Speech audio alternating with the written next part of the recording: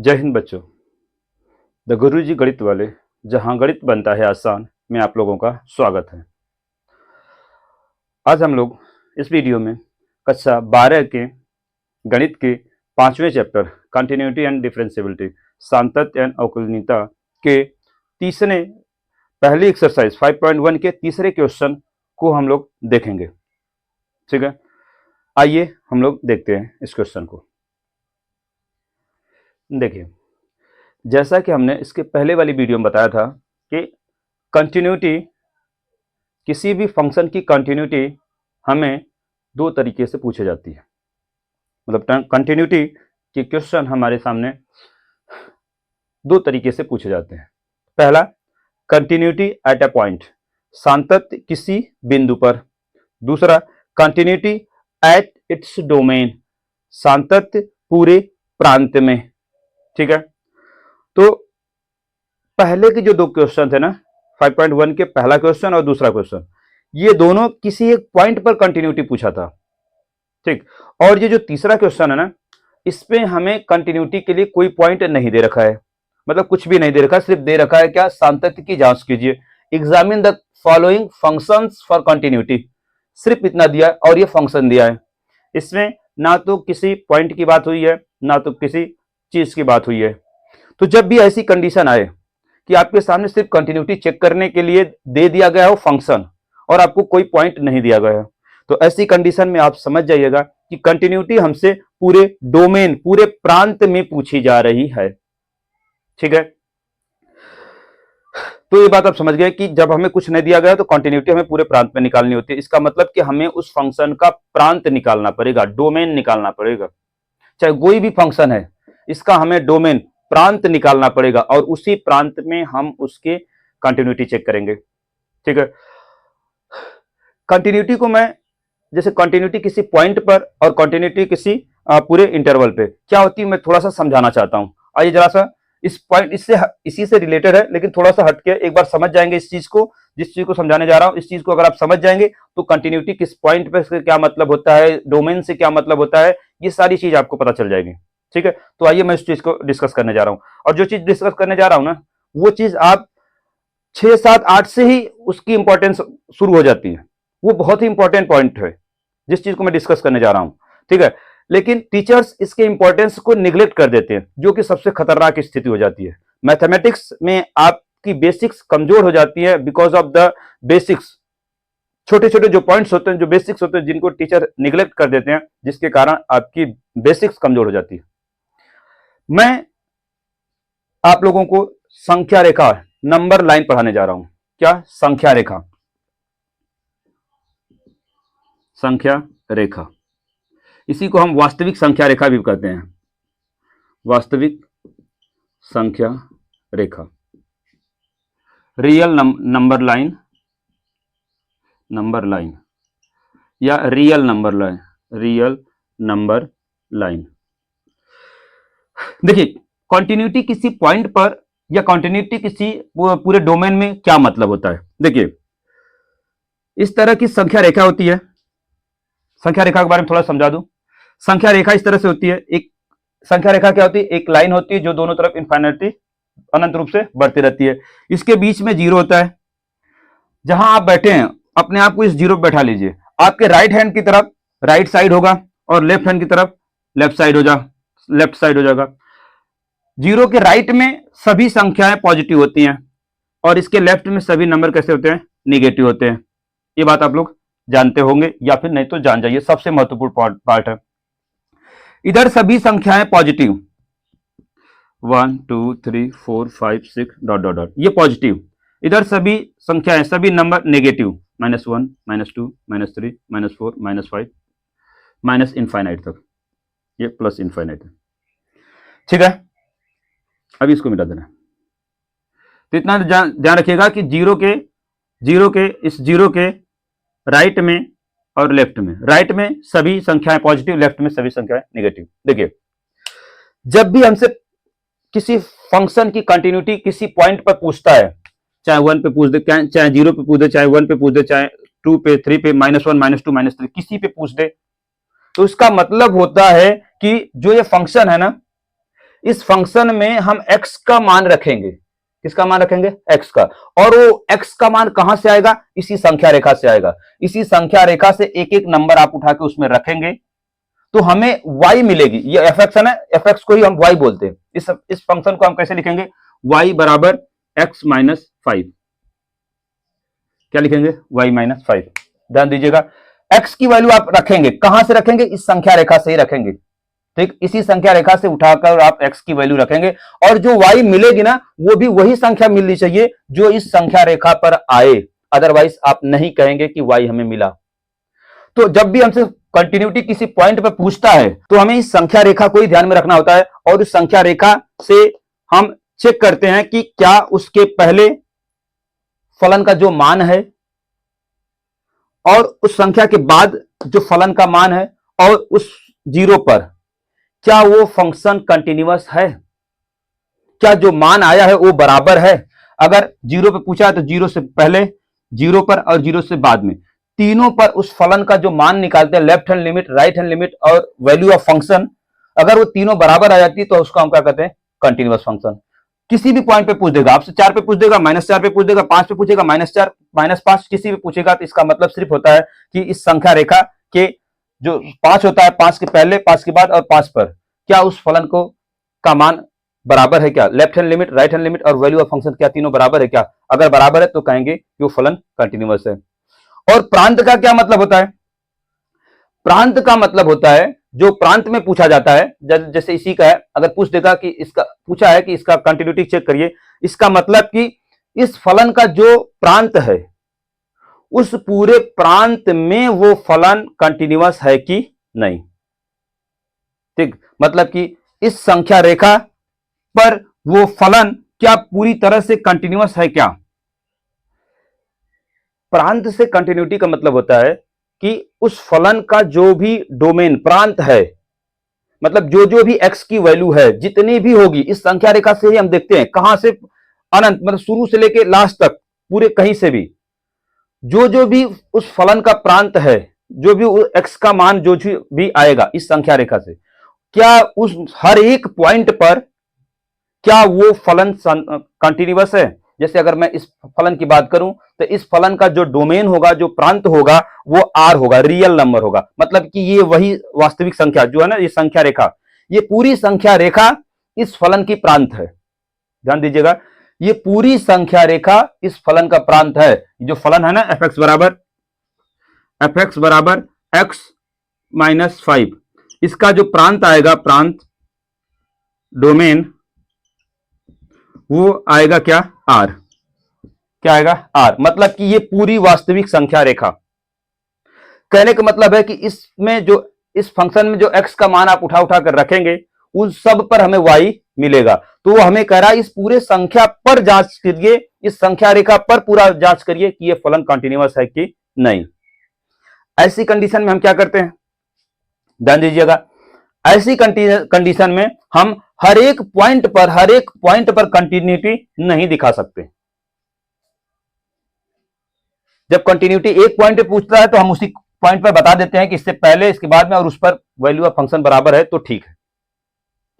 अगर हमें पूरे प्रांत में पूछाएगा तो क्या मैं एक एक पॉइंट पर बताऊंगा? नहीं, एक एक पॉइंट पर बताते लग जाऊंगा तो न तो पॉइंट खत्म होगा और ना ही सवाल खत्म हो पाएगा। इसके लिए हम क्या करते हैं भैया? ध्यान दीजिएगा, तो जब भी हमें प्रांत में पूछेगा इसका मतलब कि हमें पूरी संख्या रेखा पर देखना होगा कि कहां कहां वो डिफाइन है और हर एक पॉइंट पर हम कंटिन्यूटी नहीं दिखा सकते। तो ऐसी कंडीशन में हम क्या करते हैं, आइए हम देखते हैं। ये संख्या रेखा जरूर समझ लीजिएगा, इसकी जरूरत हर जगह पड़ती है। संख्या रेखा समझ लेंगे तो आपको बारीकी से समझने में सहायता मिलेगी, एक एक चीज आप समझ में आ जाएंगे। तो आइए अब हम देखते हैं, जब हमें पूरे प्रांत में निकालना होता है कंटिन्यूटी तो हम कैसे सॉल्व करते हैं। आइए देखते हैं। हमारा पहला सवाल है fx बराबर x माइनस 5 की कंटिन्यूटी की जांच करें।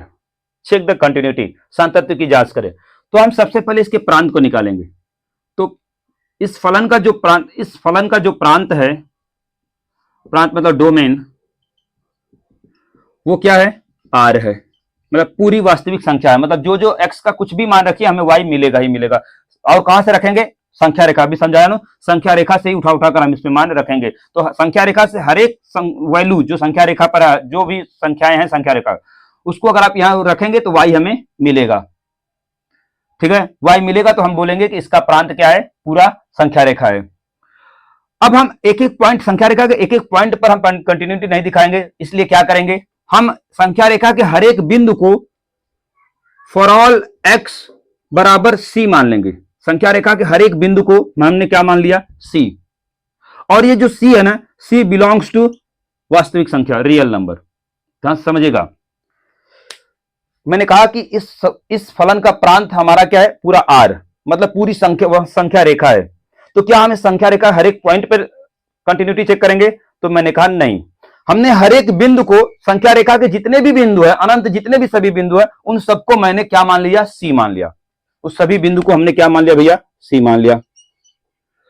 अब हम इसी c पर ही left hand limit, right hand limit और वैल्यू ऑफ फंक्शन निकालेंगे। अगर तीनों बराबर आ गया तो हम कहेंगे कि यह फलन अपने प्रांत में कंटिन्यूअस है, नहीं तो कह देंगे कि यह डिसकंटिन्यूअस है। कैसे, अब आइए देखिए, लिखने का पूरा तरीका यही है, फलन लिखेंगे, प्रांत लिखेंगे, ठीक, फिर आप लिखेंगे फॉर ऑल, मतलब सभी x, फॉर ऑल, ये लिखा है फॉर ऑल x बराबर c, मैंने सभी संख्या रेखा के सभी बिंदुओं को हमने क्या मान लिया, c, और वो c है क्या, वास्तविक संख्या है।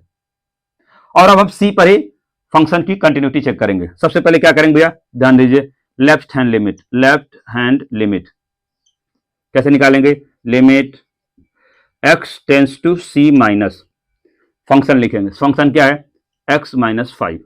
ध्यान दीजिएगा, अब इसके बाद हमने बताया था लिमिट चेंज करना। जब भी लिमिट चेंज करना हो तो मैंने क्या बताया था, जब भी आपको लिमिट, पहले अभी रहने दीजिए, x c माइनस, जब भी आपको लिमिट चेंज करना है तो मैंने क्या बताया था, जिस संख्या को हमें चेंज करना होता है, x की जगह हमें चेंज करना होता है, तो मैंने कहा था कि आप उस x को एक छोटे से ब्रैकेट में बंद कर लीजिए ताकि हमें लिमिट चेंज करने में आसानी हो, हमसे कोई गलती ना हो, लिमिट चेंज करने में आसानी हो। ठीक है, तो मैंने क्या किया, इसी x को कुछ नहीं किया, सिर्फ x को हमने ब्रैकेट में लिखा है। ठीक, अब क्या करेंगे, लिमिट x की जगह आप h टेंस टू 0 कर लेंगे। ठीक, और इसी x की जगह हम क्या लिखते हैं, c माइनस h, इसी x की जगह हम क्या लिखते हैं भैया, c minus h minus 5। Limit change करना मैंने पहली क्लास में बताया था, जहां x होता है उसी में इसी c, जो c जहां ट्रेंड कहां जहां जा रही है, लिमिट जिधर जा रही है उसी में से हम h को घटा देते हैं।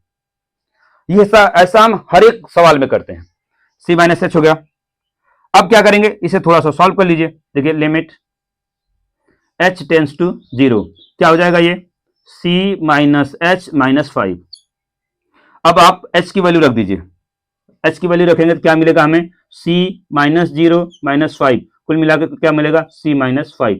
लेफ्ट हैंड लिमिट क्या मिली हमें भैया, लेफ्ट हैंड लिमिट हमें c माइनस 5 मिली। अब हम निकालेंगे राइट हैंड लिमिट, क्या निकालेंगे भैया, RHL, राइट हैंड लिमिट कैसे निकालेंगे भैया, limit x tends to c plus x minus h, x minus 5। अब हम फिर ब्रैकेट में x को ब्रैकेट में रखते हैं, क्यों, क्योंकि मैंने बताया कि x को ही हमें बदलना है। लिमिट अभी रहने दीजिए, x tends to c plus, इसको लिख दीजिए किसमें, छोटे से ब्रैकेट में x, इसको हटा भी दे दो कोई दिक्कत नहीं, माइनस 5। अब x की जगह ही हमें सब सारा कुछ लिखना है, क्या लिखना है, ये प्लस, क्या लिखना है, लिमिट h टेंस टू 0 लगा देंगे और x की जगह क्या लिख देंगे, c प्लस h, और इधर माइनस 5। अब आप h की वैल्यू यहां रख दीजिए। ठीक है, तो क्या हो जाएगा, पहले अभी लिमिट अलग अलग कर दीजिए, limit c plus h minus 5 और लिमिट h टेंस टू 0 है। अब आप 0 को रख दीजिए, क्या मिलेगा हमें, c minus 5। Right hand limit भी हमें क्या मिल गई, c माइनस 5। अब आप निकालेंगे वैल्यू ऑफ फंक्शन,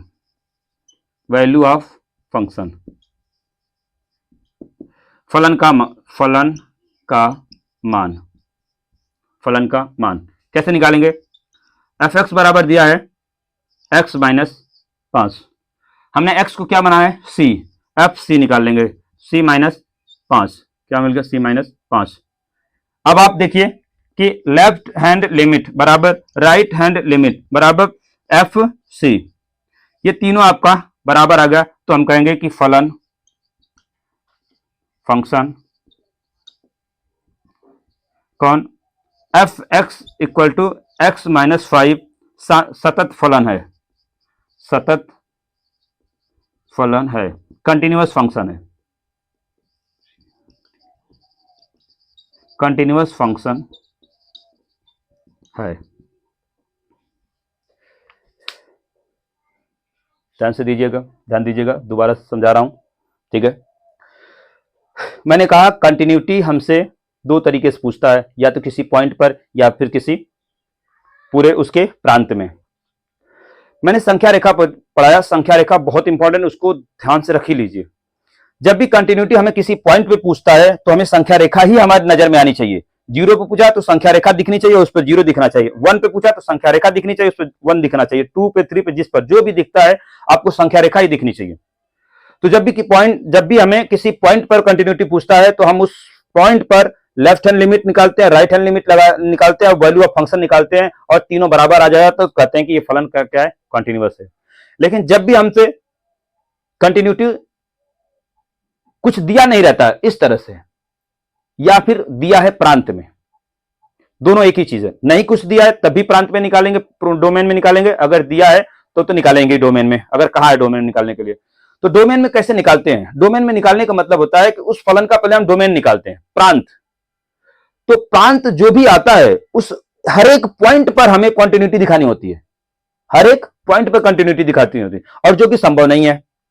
जैसे इस फलन का जो डोमेन प्रांत है वो पूरी संख्या रेखा ही आ गई, पूरा रियल नंबर, पूरी संख्या रेखा आ गई। तो अब हम पूरी संख्या रेखा पर एक एक पॉइंट पर कंटिन्यूटी नहीं दिखा सकते, तो उसके लिए क्या करते हैं, हम पूरी संख्या रेखा के एक एक बिंदु को हम सी के बराबर मान लेते हैं, और उसी सी पर हम कंटिन्यूटी दिखाते हैं, left hand limit, right hand limit और वैल्यू ऑफ फंक्शन दिखाते हैं। अगर तीनों बराबर आ गया तो कहेंगे कि ये फलन कंटिन्यूअस है। कैसे? इसी तरह से मैंने क्या किया, ये फलन था, उसका प्रांत निकाला, प्रांत क्या निकल गया, आर। तो हमने कहा सभी एक्स मतलब सभी बिंदुएं, इसके डोमेन के सभी बिंदुओं को हमने सी मान लिया, और उसको क्या मान लिया हम, वो वास्तविक संख्या है, रियल नंबर है। अब हम इसी सी पर लिमिट निकाल दिया, क्या निकाल दिया, left hand limit, limit x tends to c minus और एफ एक्स। इस पर पूरा हमने लिमिट चेंज करते हुए पूरा लेफ्ट हैंड लिमिट निकाला, तो सी माइनस 5 आया। उसी सी पर हम राइट हैंड लिमिट निकाल दिए, सी प्लस पे राइट हैंड निकाला, वो भी आ गया सी माइनस, और वैल्यू ऑफ फंक्शन निकाला, वो भी आ गया सी माइनस। तीनों बराबर आ गया, तो अब हम कह देंगे कि ये फलन कंटिन्यूअस है। अगर आपको पढ़ाने का तरीका, समझाने का तरीका अच्छा लगा हो तो प्लीज चैनल को सब्सक्राइब करिए, वीडियो को लाइक करिए, शेयर करिए, दूसरों को भी बताइए, और मैथमेटिक्स आसानी से सीखी जा सकती है उनको ये चीज महसूस कराइए। मैथमेटिक्स कठिन नहीं होती है, चाहे वो 12 की मैथमेटिक्स हो, चाहे किसी की मैथमेटिक्स 12 की हो, चाहे किसी की हो, आसान होती है। बस आसान तरीके से समझाने वाला चाहिए होता है, और आसान तरीके से समझने वाला चाहिए होता है। मैं आसान तरीके से समझा रहा हूं और आसान तरीके से आप समझ गए, बस यही है मैथमेटिक्स। ठीक है, धन्यवाद।